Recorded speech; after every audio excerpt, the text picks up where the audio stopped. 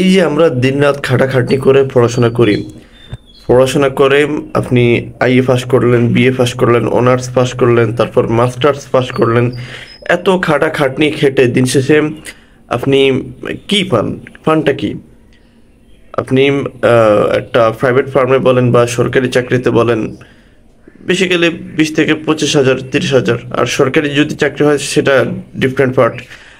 আপনি যদি 2 নম্বরে করেন তাহলে কোটিপতি হয়ে যাবেন। তো সরকারি চাকরি কয়জনই বা পায়?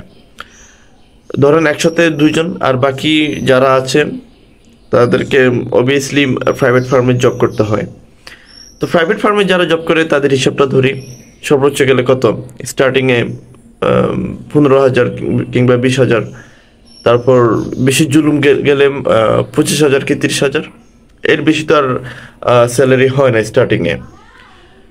তো এই যে আপনি মানে ভার্সিটিতে সারাদিন দিনরাত খাটাখাটি করে অ্যাসাইনমেন্ট জমা দিয়ে পরীক্ষা দিয়ে একদম হুলস্থুল করে ফেলছেন, দিন শেষে 20 থেকে 25 হাজার বেতনের চাকরি করেন।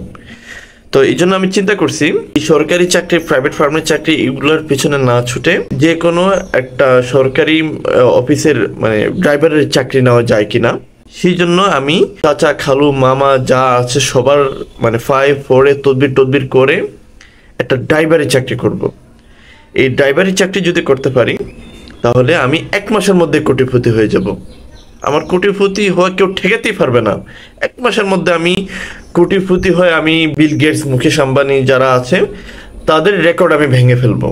আমার কাছে অলরেডি ড্রাইভিং লাইসেন্স আছে।